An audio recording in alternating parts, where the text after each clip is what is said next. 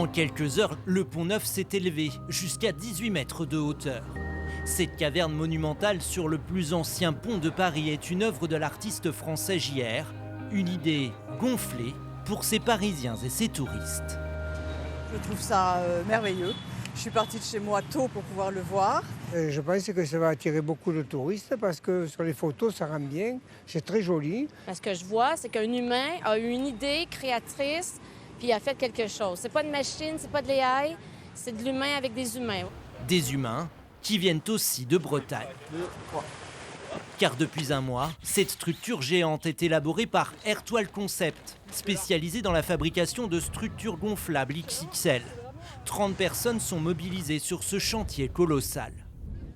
L'œuvre, elle fait 120 mètres, elle est divisée en 10 tronçons d'à peu près 12 mètres pour faciliter la manutention, la mise en place et la fabrication.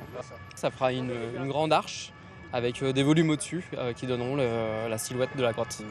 Cette entreprise installée à Plougoumelen dans le Morbihan est rodée aux créations gigantesques qu'elle installe partout sur la planète, comme lors de plusieurs Coupes du Monde de football.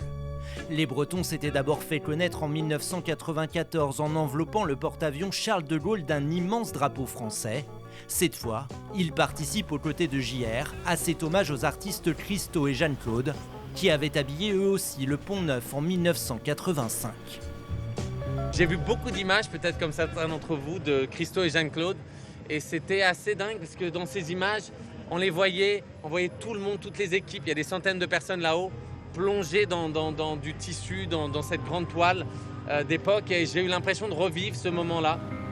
Cette œuvre de JR et de nos Bretons pourra être traversée de jour comme de nuit à partir du 6 juin et jusqu'au 28 juin prochain.